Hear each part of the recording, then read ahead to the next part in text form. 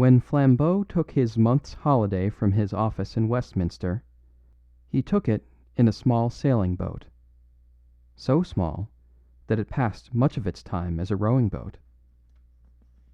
He took it, moreover, in little rivers in the eastern counties, rivers so small that the boat looked like a magic boat, sailing on land through meadows and cornfields.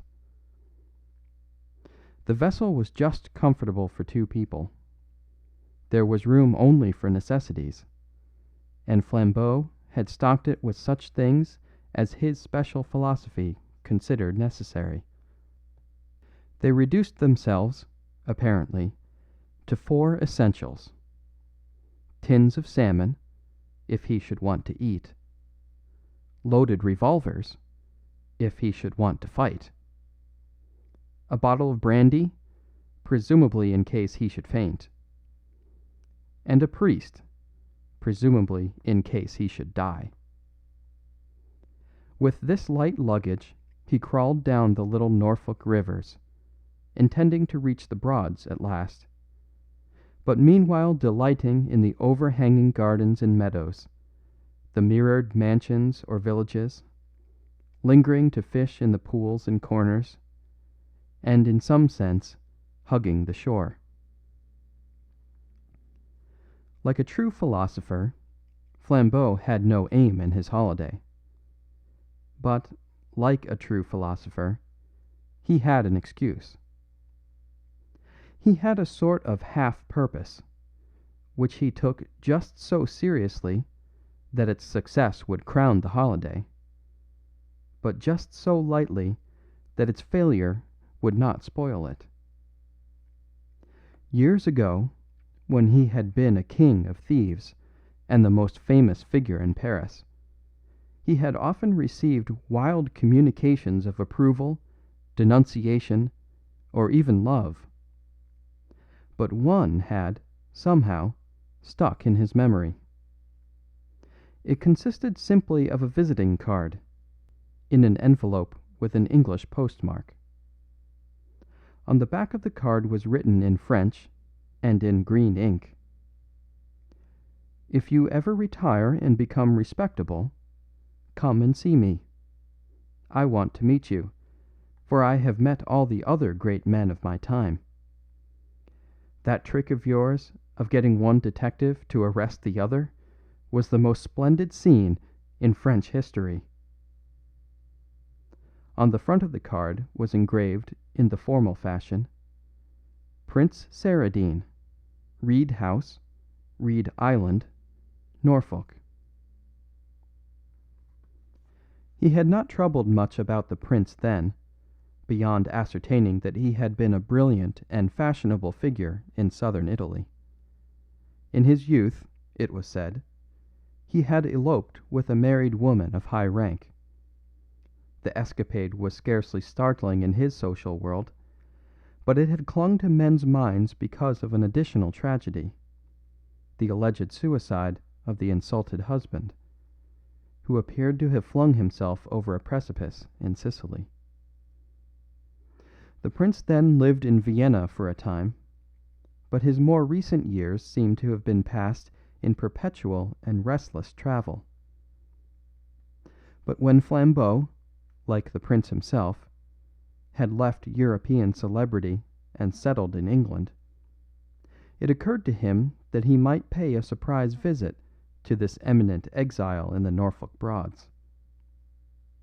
Whether he should find the place, he had no idea, and, indeed, it was sufficiently small and forgotten. But, as things fell out, he found it much sooner than he expected. They had moored their boat one night under a bank veiled in high grasses and short pollarded trees. Sleep, after heavy sculling, had come to them early, and by a corresponding accident they awoke before it was light. To speak more strictly, they awoke before it was daylight, for a large lemon moon was only just setting in the forest of high grass above their heads, and the sky was of a vivid violet blue, nocturnal but bright. Both men had simultaneously a reminiscence of childhood, of the elfin and adventurous time when tall weeds close over us like woods. Standing up thus against the large low moon, the daisies really seemed to be giant daisies, the dandelions to be giant dandelions. Somehow it reminded them of the dado of a nursery wallpaper. The drop of the riverbed sufficed to sink them under the roots of all the shrubs and flowers and make them gaze upwards at the grass. "By Jove!" said Flambeau. "It's like being in fairyland." Father Brown sat bolt upright in the boat and crossed himself. His movement was so abrupt that his friend asked him, with a mild stare, what was the matter. "The people who wrote the medieval ballads," answered the priest, "knew more about fairies than you do. It isn't only nice things that happen in fairyland." "Oh, bosh!" said Flambeau. "Only nice things could happen under such an innocent moon. I am for pushing on now, and seeing what does really come. We may die and rot before we ever see again such a moon or such a mood." "All right," said Father Brown. "I never said it was always wrong to enter fairyland. I only said it was always dangerous." They pushed slowly up the brightening river. The glowing violet of the sky and the pale gold of the moon grew fainter and fainter, and faded into that vast colourless cosmos that precedes the colours of the dawn. When the first faint stripes of red and gold and grey split the horizon from end to end, they were broken by the black bulk of a town or village which sat on the river just ahead of them. It was already an easy twilight, in which all things were visible, when they came under the hanging roofs and bridges of this riverside hamlet. The houses, with their long, low, stooping roofs, seemed to come down to drink at the river, like huge grey and red cattle. The broadening and whitening dawn had already turned to working daylight before they saw any living creature on the wharves and bridges of that silent town. Eventually they saw a very placid and prosperous man in his shirt sleeves, with a face as round as the recently sunken moon, and rays of red whisker around the low arc of it, who was leaning on a post above the sluggish tide. By an impulse not to be analysed, Flambeau rose to his full height in the swaying boat, and shouted at the man to ask if he knew Reed Island or Reed House. The prosperous man's smile grew slightly more expansive, and he simply pointed up the river towards the next bend of it. Flambeau went ahead without further speech.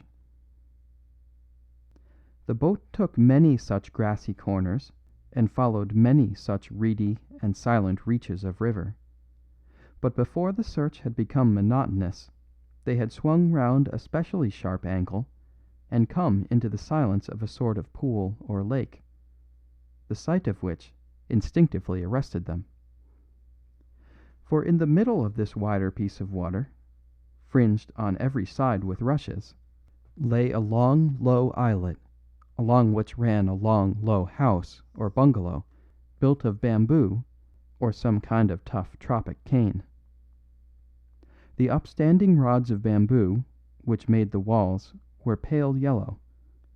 The sloping rods that made the roof were of darker red or brown. Otherwise the long house was a thing of repetition and monotony. The early morning breeze rustled the reeds round the island, and sang in the strange ribbed house as in a giant panpipe. "By George!" cried Flambeau. "Here is the place after all. Here is Reed Island, if ever there was one. Here is Reed House, if it is anywhere. I believe that fat man with whiskers was a fairy." "Perhaps," remarked Father Brown impartially. "If he was a bad fairy." But even as he spoke, the impetuous Flambeau had run his boat ashore in the rattling reeds, and they stood in the long, quaint islet beside the odd and silent house. The house stood with its back, as it were, to the river and the only landing stage. The main entrance was on the other side, and looked down the long island garden. The visitors approached it, therefore, by a small path running round nearly 3 sides of the house, close under the low eaves. Through 3 different windows, on 3 different sides, they looked in on the same long, well-lit room, panelled in light wood, with a large number of looking-glasses, and laid out as for an elegant lunch. The front door, when they came round to it at last, was flanked by 2 turquoise-blue flower-pots. It was opened by a butler of the drearier type, long, lean, grey and listless, who murmured that Prince Saradine was from home at present, but was expected hourly, the house being kept ready for him and his guests. The exhibition of the card with the scrawl of green ink awoke a flicker of life in the parchment face of the depressed retainer, and it was with a certain shaky courtesy that he suggested that the strangers should remain. "His Highness may be here any minute," he said, "and would be distressed to have just missed any gentleman he had invited. We have orders always to keep a little cold lunch for him and his friends, and I am sure he would wish it to be offered." Moved with curiosity to this minor adventure, Flambeau assented gracefully, and followed the old man, who ushered him ceremoniously into the long, lightly panelled room. There was nothing very notable about it, except the rather unusual alternation of many long, low windows with many long, low oblongs of looking-glass, which gave a singular air of lightness and unsubstantialness to the place. It was somehow like lunching out of doors.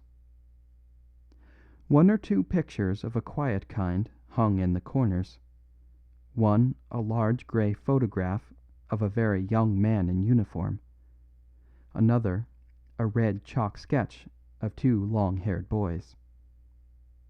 Asked by Flambeau whether the soldierly person was the prince, the butler answered shortly in the negative.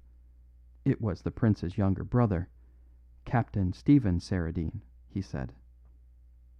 And with that the old man seemed to dry up suddenly, and lose all taste for conversation. After lunch had tailed off with exquisite coffee and liqueurs, the guests were introduced to the garden, the library, and the housekeeper, a dark, handsome lady, of no little majesty, and rather like a Plutonic Madonna.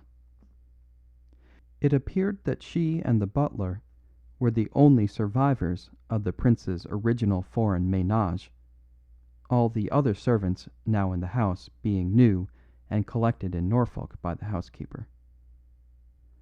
This latter lady went by the name of Mrs. Anthony, but she spoke with a slight Italian accent, and Flambeau did not doubt that Anthony was a Norfolk version of some more Latin name. Mr. Paul, the butler, also had a faintly foreign air, but he was in tongue and training English, as are many of the most polished men servants of the cosmopolitan nobility. Pretty and unique as it was, the place had about it a curious luminous sadness. Hours passed in it like days. The long, well-windowed rooms were full of daylight, but it seemed a dead daylight. and through all other incidental noises, the sound of talk, the clink of glasses, or the passing feet of servants, they could hear on all sides of the house the melancholy noise of the river. "We have taken a wrong turning, and come to the wrong place," said Father Brown, looking out of the window at the grey-green sedges and the silver flood. "Never mind. One can sometimes do good by being the right person in the wrong place." Father Brown, though commonly a silent, was an oddly sympathetic little man, and in those few but endless hours he unconsciously sank deeper into the secrets of Reed House than his professional friend. He had that knack of friendly silence which is so essential to gossip, and scarcely saying a word, he probably obtained from his new acquaintances all that in any case they would have told. The butler, indeed, was naturally uncommunicative. He betrayed a sullen and almost animal affection for his master, who, he said, had been very badly treated. The chief offender seemed to be his Highness's brother, whose name alone would lengthen the old man's lantern jaws and pucker his parrot nose into a sneer. Captain Stephen was a ne'er-do-weel, apparently, and had drained his benevolent brother of hundreds and thousands, forced him to fly from fashionable life and live quietly in this retreat. That was all Paul, the butler, would say, and Paul was obviously a partisan. The Italian housekeeper was somewhat more communicative, being, as Brown fancied, somewhat less content. Her tone about her master was faintly acid, though not without a certain awe. Flambeau and his friend were standing in the room of the looking-glasses, examining the red sketch of the two boys, when the housekeeper swept in swiftly on some domestic errand. It was a peculiarity of this glittering, glass-panelled place that anyone entering was reflected in 4 or 5 mirrors at once, and Father Brown, without turning round, stopped in the middle of a sentence of family criticism. But Flambeau, who had his face close up to the picture, was already saying in a loud voice, "The brothers Saradine, I suppose. They both look innocent enough. It would be hard to say which is the good brother and which the bad." Then, realizing the lady's presence, he turned the conversation with some triviality and strolled out into the garden. But Father Brown still gazed steadily at the red crayon sketch, and Mrs. Anthony still gazed steadily at Father Brown. She had large and tragic brown eyes, and her olive face glowed darkly with a curious and painful wonder, as of one doubtful of a stranger's identity or purpose. Whether the little priest's coat and creed touched some southern memories of confession, or whether she fancied he knew more than he did, she said to him in a low voice, as to a fellow plotter, "He is right enough in one way, your friend. He says it would be hard to pick out the good and bad brothers. Oh, it would be hard, it would be mighty hard, to pick out the good one." "I don't understand you," said Father Brown, and began to move away. The woman took a step nearer to him, with thunderous brows and a sort of savage stoop, like a bull lowering his horns. "There isn't a good one," she hissed. "There was badness enough in the captain taking all that money, but I don't think there was much goodness in the prince giving it. The captain's not the only one with something against him." A light dawned on the cleric's averted face, and his mouth formed silently the word blackmail. Even as he did so, the woman turned an abrupt white face over her shoulder and almost fell. The door had opened soundlessly, and the pale Paul stood like a ghost in the doorway. By the weird trick of the reflecting walls, it seemed as if 5 Pauls had entered by 5 doors simultaneously. "His Highness," he said, "has just arrived." In the same flash the figure of a man had passed outside the first window, crossing the sunlit pane like a lighted stage. An instant later he passed at the second window, and the many mirrors repainted in successive frames the same eagle profile and marching figure. He was erect and alert, but his hair was white, and his complexion of an odd ivory yellow. He had that short, curved Roman nose which generally goes with long, lean cheeks and chin, but these were partly masked by a moustache and imperial. The moustache was much darker than the beard, giving an effect slightly theatrical, and he was dressed up to the same dashing part, having a white top hat, an orchid in his coat, a yellow waistcoat and yellow gloves, which he flapped and swung as he walked. When he came round to the front door, they heard the stiff Paul open it, and heard the new arrival say cheerfully, "Well, you see I have come." The stiff Mr. Paul bowed and answered in his inaudible manner. For a few minutes their conversation could not be heard.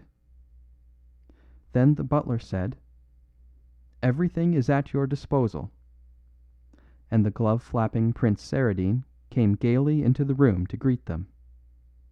They beheld once more that spectral scene: 5 princes entering a room with 5 doors. The prince put the white hat and yellow gloves on the table, and offered his hand quite cordially. "Delighted to see you here, Mr. Flambeau," he said. "Knowing you very well by reputation, if that's not an indiscreet remark." "Not at all," answered Flambeau, laughing. "I am not sensitive. Very few reputations are gained by unsullied virtue." The prince flashed a sharp look at him to see if the retort had any personal point. Then he laughed also, and offered chairs to everyone, including himself. "Pleasant little place this, I think," he said with a detached air. "Not much to do, I fear, but the fishing is really good." The priest, who was staring at him with the grave stare of a baby, was haunted by some fancy that escaped definition. He looked at the grey, carefully curled hair, yellow-white visage, and slim, somewhat foppish figure. These were not unnatural, though perhaps a shade prononcé, like the outfit of a figure behind the footlights. The nameless interest lay in something else, in the very framework of the face. Brown was tormented with a half memory of having seen it somewhere before. The man looked like some old friend of his, dressed up. Then he suddenly remembered the mirrors, and put his fancy down to some psychological effect of that multiplication of human masks. Prince Saradine distributed his social attentions between his guests with great gaiety and tact. Finding the detective of a sporting turn, and eager to employ his holiday, he guided Flambeau and Flambeau's boat down to the best fishing spot in the stream, and was back in his own canoe in 20 minutes to join Father Brown in the library and plunge, equally politely, into the priest's more philosophic pleasures. He seemed to know a great deal both about the fishing and the books, though of these not the most edifying. He spoke 5 or 6 languages, though chiefly the slang of each. He had evidently lived in varied cities and very motley societies, for some of his cheerfulest stories were about gambling hells and opium dens, Australian bushrangers, or Italian brigands. Father Brown knew that the once celebrated Saradine had spent his last few years in almost ceaseless travel, but he had not guessed that the travels were so disreputable or so amusing. Indeed, with all his dignity of a man of the world, Prince Saradine radiated to such sensitive observers as the priest a certain atmosphere of the restless and even the unreliable. His face was fastidious, but his eye was wild. He had little nervous tricks, like a man shaken by drink or drugs, and he neither had, nor professed to have, his hand on the helm of household affairs. All these were left to the 2 old servants, especially to the butler, who was plainly the central pillar of the house. Mr. Paul, indeed, was not so much a butler as a sort of steward, or even chamberlain. He dined privately, but with almost as much pomp as his master. He was feared by all the servants, and he consulted with the prince decorously, but somewhat unbendingly, rather as if he were the prince's solicitor. The sombre housekeeper was a mere shadow in comparison. Indeed, she seemed to efface herself and wait only on the butler, and Brown heard no more of those volcanic whispers which had half told him of the younger brother who blackmailed the elder. Whether the prince was really being thus bled by the absent captain, he could not be certain, but there was something insecure and secretive about Saradine that made the tale by no means incredible. When they went once more into the long hall with the windows and the mirrors, yellow evening was dropping over the waters and the willowy banks, and a bittern sounded in the distance like an elf upon his dwarfish drum. The same singular sentiment of some sad and evil fairyland crossed the priest's mind again like a little grey cloud. "I wish Flambeau were back," he muttered. "Do you believe in doom?" asked the restless Prince Saradine suddenly. "No," answered his guest. "I believe in doomsday." The prince turned from the window and stared at him in a singular manner, his face in shadow against the sunset. "What do you mean?" he asked. "I mean that we here are on the wrong side of the tapestry," answered Father Brown. "The things that happen here do not seem to mean anything. They mean something somewhere else. Somewhere else retribution will come on the real offender. Here it often seems to fall on the wrong person." The prince made an inexplicable noise like an animal. In his shadowed face the eyes were shining queerly. A new and shrewd thought exploded silently in the other's mind. Was there another meaning in Saradine's blend of brilliancy and abruptness? Was the prince, was he perfectly sane? He was repeating, "The wrong person, the wrong person," many more times than was natural in a social exclamation. Then Father Brown awoke tardily to a second truth. In the mirrors before him he could see the silent door standing open, and the silent Mr. Paul standing in it, with his usual pallid impassiveness. "I thought it better to announce at once," he said, with the same stiff respectfulness as of an old family lawyer. "A boat rowed by 6 men has come to the landing stage, and there's a gentleman sitting in the stern." "A boat?" repeated the prince. "A gentleman?" And he rose to his feet. There was a startled silence punctuated only by the odd noise of the bird in the sedge. And then, before anyone could speak again, a new face and figure passed in profile round the 3 sunlit windows, as the prince had passed an hour or two before. But except for the accident that both outlines were aquiline, they had little in common. Instead of the new white topper of Saradine, was a black one of antiquated or foreign shape. Under it was a young and very solemn face, clean shaven, blue about its resolute chin, and carrying a faint suggestion of the young Napoleon. The association was assisted by something old and odd about the whole get-up, as of a man who had never troubled to change the fashions of his fathers. He had a shabby blue frock coat, a red, soldierly-looking waistcoat, and a kind of coarse white trousers common among the early Victorians, but strangely incongruous today. From all this old clothes shop, his olive face stood out strangely young and monstrously sincere. "The deuce!" said Prince Saradine, and clapping on his white hat, he went to the front door himself, flinging it open on the sunset garden.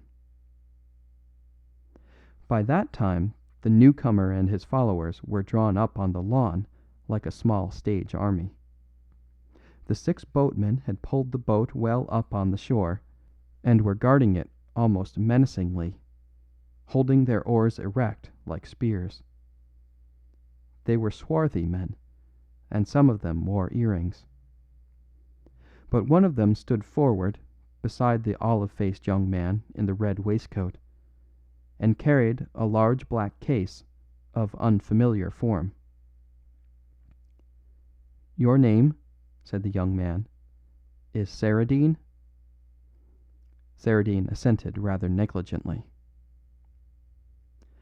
The newcomer had dull, dog-like brown eyes, as different as possible from the restless and glittering grey eyes of the prince. But once again Father Brown was tortured with a sense of having seen somewhere a replica of the face, and once again he remembered the repetitions of the glass-panelled room, and put down the coincidence to that. "Confound this Crystal Palace," he muttered. "One sees everything too many times. It's like a dream." "If you are Prince Saradine," said the young man, "I may tell you that my name is Antonelli." "Antonelli," repeated the prince languidly. "Somehow I remember the name." "Permit me to present myself," said the young Italian. With his left hand he politely took off his old-fashioned top hat. With his right he caught Prince Saradine so ringing a crack across the face that the white top hat rolled down the steps, and one of the blue flower pots rocked upon its pedestal. The prince, whatever he was evidently not a coward.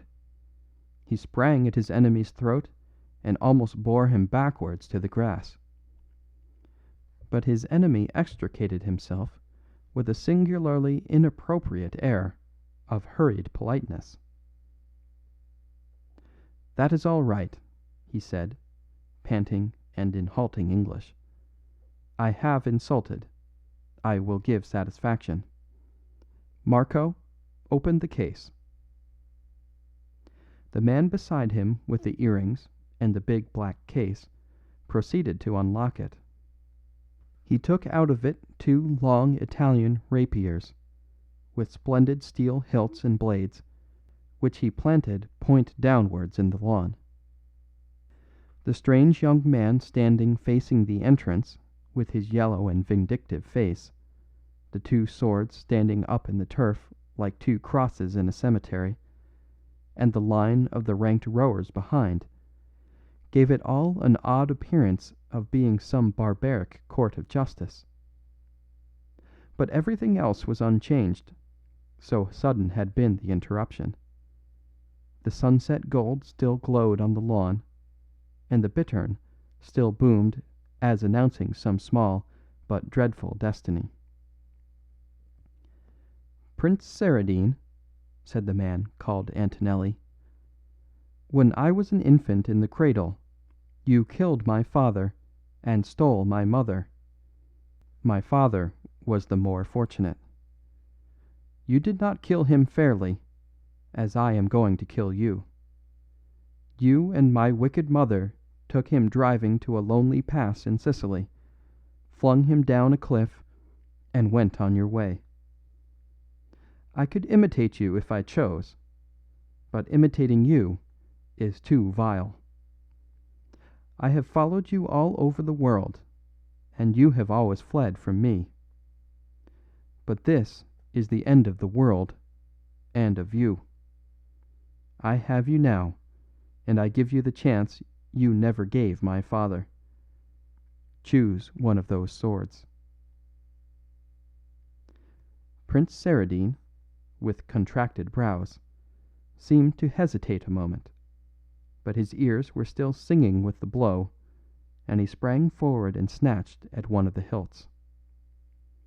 Father Brown had also sprung forward, striving to compose the dispute, but he soon found his personal presence made matters worse.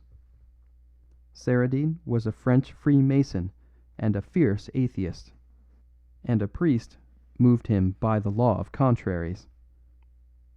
And for the other man, neither priest nor layman moved him at all.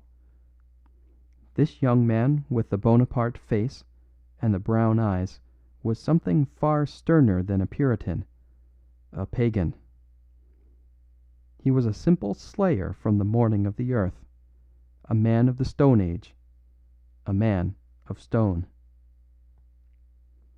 One hope remained, the summoning of the household, and Father Brown ran back into the house. He found, however, that all the under-servants had been given a holiday ashore by the autocrat Paul, and that only the sombre Mrs. Anthony moved uneasily about the long rooms. But the moment she turned a ghastly face upon him, he resolved one of the riddles of the House of Mirrors. The heavy brown eyes of Antonelli were the heavy brown eyes of Mrs. Anthony, and in a flash he saw half the story. "Your son is outside," he said, without wasting words. "Either he or the prince will be killed. Where is Mr. Paul?" "He is at the landing stage," said the woman faintly. He is signaling for help." "Mrs. Anthony," said Father Brown seriously, "there is no time for nonsense. My friend has his boat down the river fishing. Your son's boat is guarded by your son's men. There is only this one canoe. What is Mr. Paul doing with it?" "Santa Maria, I do not know," she said, and swooned all her length on the matted floor.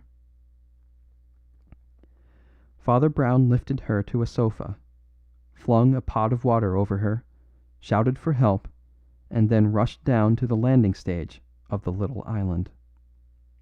But the canoe was already in midstream, and old Paul was pulling and pushing it up the river with an energy incredible at his years.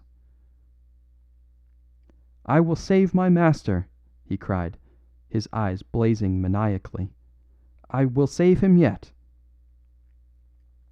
Father Brown could do nothing but gaze after the boat as it struggled upstream, and pray that the old man might waken the little town in time.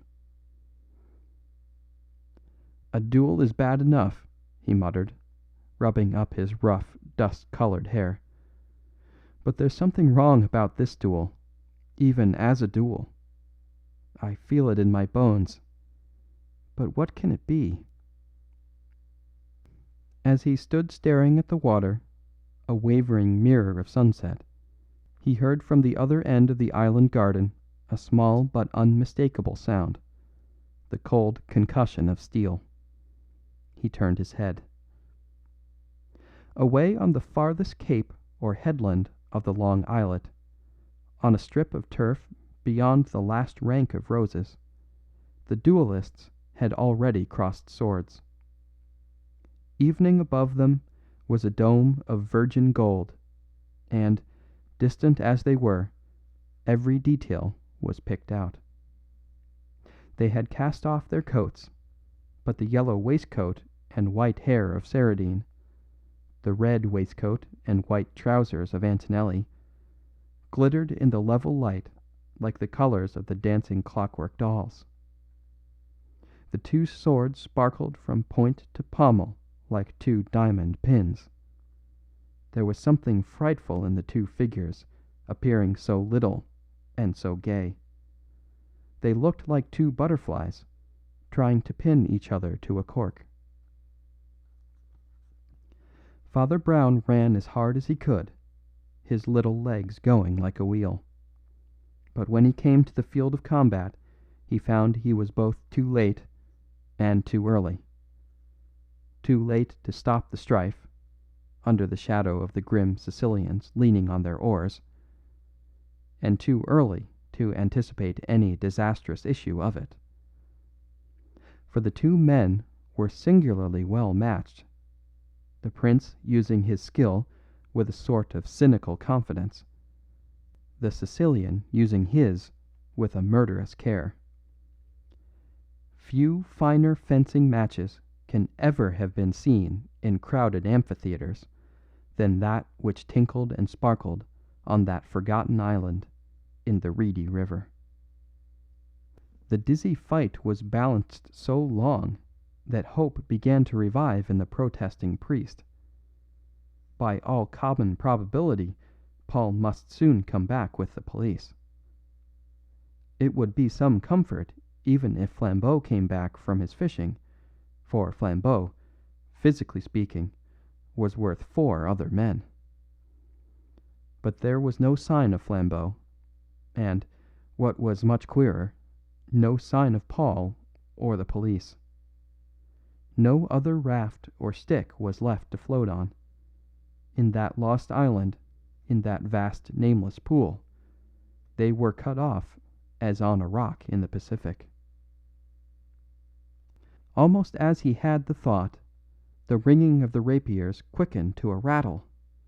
The prince's arms flew up, and the point shot out behind between his shoulder blades. He went over with a great whirling movement, almost like one throwing the half of a boy's cartwheel. The sword flew from his hand like a shooting star, and dived into the distant river. And he himself sank with so earth-shaking a subsidence that he broke a big rose tree with his body, and shook up into the sky a cloud of red earth, like the smoke of some heathen sacrifice. The Sicilian had made blood offering to the ghost of his father. The priest was instantly on his knees by the corpse, but only to make too sure that it was a corpse. As he was still trying some last hopeless tests, he heard for the first time voices from farther up the river, and saw a police boat shoot up to the landing stage, with constables and other important people, including the excited Paul. The little priest rose with a distinctly dubious grimace. "Now, why on earth," he muttered, "why on earth couldn't he have come before?" Some 7 minutes later the island was occupied by an invasion of townsfolk and police, and the latter had put their hands on the victorious duellist, ritually reminding him that anything he said might be used against him. "I shall not say anything," said the monomaniac, with a wonderful and peaceful face. "I shall never say anything more. I am very happy, and I only want to be hanged." Then he shut his mouth as they led him away, and it is the strange but certain truth that he never opened it again in this world, except to say "guilty" at his trial. Father Brown had stared at the suddenly crowded garden, the arrest of the man of blood, the carrying away of the corpse after its examination by the doctor, rather as one watches the break-up of some ugly dream. He was motionless, like a man in a nightmare. He gave his name and address as a witness, but declined their offer of a boat to the shore, and remained alone in the island garden, gazing at the broken rose bush and the whole green theatre of that swift and inexplicable tragedy. The light died along the river, mist rose in the marshy banks, a few belated birds flitted fitfully across. Stuck stubbornly in his subconscious, which was an unusually lively one, was an unspeakable certainty that there was something still unexplained. This sense that had clung to him all day could not be fully explained by his fancy about Looking-Glass Land.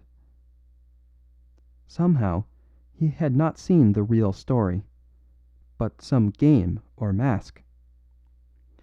And yet people do not get hanged or run through for the sake of a charade.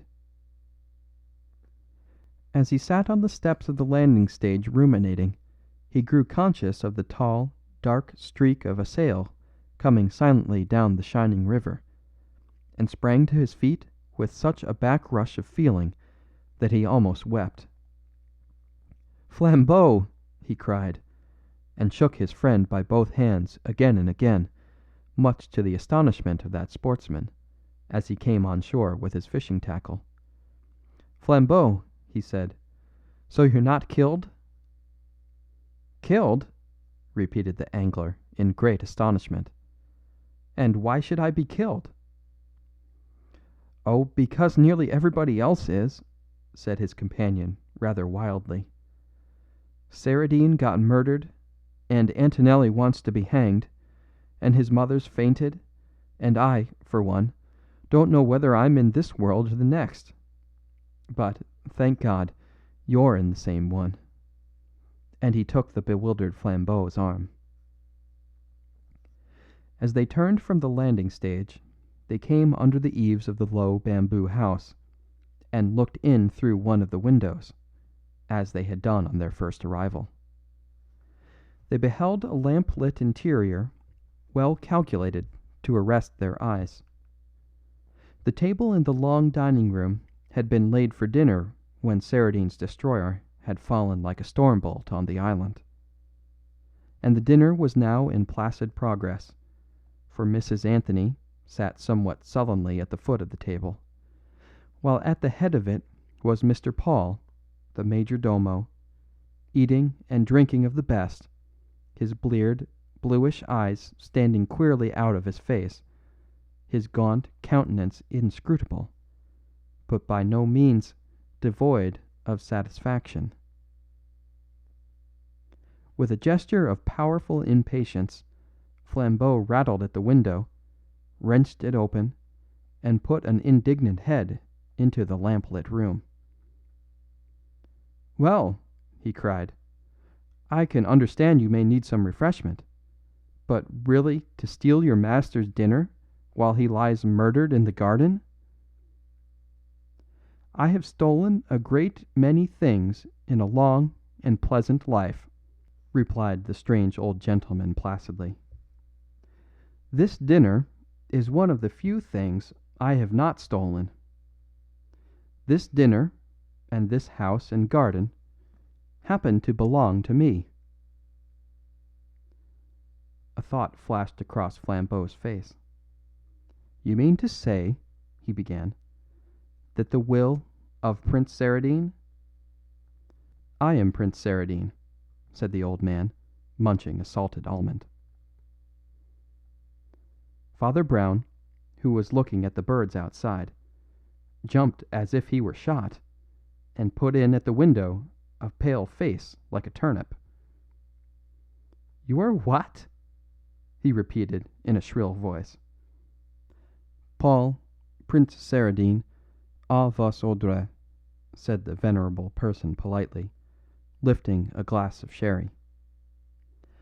"I live here very quietly, being a domestic kind of fellow, and for the sake of modesty I am called Mr. Paul, to distinguish me from my unfortunate brother Mr. Stephen. He died, I hear, recently, in the garden. Of course, it is not my fault if enemies pursue him to this place. It is owing to the regrettable irregularity of his life. He was not a domestic character." He relapsed into silence, and continued to gaze at the opposite wall, just above the bowed and sombre head of the woman. They saw plainly the family likeness that had haunted them in the dead man. Then his shoulders began to heave and shake a little, as if he were choking, but his face did not alter. "My God!" cried Flambeau after a pause. "He's laughing." "Come away," said Father Brown, who was quite white. "Come away from this house of hell. Let us get into an honest boat again." Night had sunk on rushes and river by the time they had pushed off from the island, and they went downstream in the dark, warming themselves with two big cigars that glowed like crimson ship's lanterns. Father Brown took his cigar out of his mouth and said, "I suppose you can guess the whole story now. After all, it's a primitive story. A man had two enemies. He was a wise man, and so he discovered that two enemies are better than one." "I do not follow that," answered Flambeau. "Oh, it's really simple," rejoined his friend. "Simple, though anything but innocent. Both the Saradines were scamps, but the prince, the elder, was the sort of scamp that gets to the top, and the younger, the captain, was the sort that sinks to the bottom. This squalid officer fell from beggar to blackmailer, and one ugly day he got his hold upon his brother, the prince. Obviously, it was for no light matter, for Prince Paul Saradine was frankly fast, and had no reputation to lose as to mere sins of society. In plain fact, it was a hanging matter, and Stephen literally had a rope round his brother's neck. He had somehow discovered the truth about the Sicilian affair, and could prove that Paul murdered old Antonelli in the mountains. The captain raked in the hush money for 10 years, until even the prince's splendid fortune began to look a little foolish. But Prince Saradine bore another burden besides his blood-sucking brother. He knew that the son of Antonelli, a mere child at the time of the murder, had been trained in savage Sicilian loyalty, and lived only to avenge his father, not with the gibbet, for he lacked Stephen's legal proof, but with the old weapons of vendetta. The boy had practiced arms with a deadly perfection, and about the time that he was old enough to use them, Prince Saradine began, as the society papers said, to travel. The fact is that he began to flee for his life, passing from place to place like a hunted criminal, but with one relentless man upon his trail. That was Prince Paul's position, and by no means a pretty one. the more money he spent on eluding Antonelli, the less he had to silence Stephen. The more he gave to silence Stephen, the less chance there was of finally escaping Antonelli. Then it was that he showed himself a great man, a genius like Napoleon. Instead of resisting his two antagonists, he surrendered suddenly to both of them. He gave way like a Japanese wrestler, and his foes fell prostrate before him. He gave up the race round the world, and he gave up his address to young Antonelli. Then he gave up everything to his brother. He sent Stephen money enough for smart clothes and easy travel, with a letter saying roughly, "This is all I have left. You have cleaned me out. I still have a little house in Norfolk, with servants and a cellar, and if you want more from me you must take that. Come and take possession if you like, and I will live there quietly as your friend or agent or anything." He knew that the Sicilian had never seen the Saradine brothers save, perhaps, in pictures. He knew they were somewhat alike, both having grey, pointed beards. Then he shaved his own face and waited. The trap worked. The unhappy captain, in his new clothes, entered the house in triumph as a prince, and walked upon the Sicilian's sword. There was one hitch, and it is to the honour of human nature. Evil spirits like Saradine often blunder by never expecting the virtues of mankind. He took it for granted that the Italian's blow, when it came, would be dark, violent, and nameless, like the blow it avenged. That the victim would be knifed at night, or shot from behind a hedge, and so die without speech.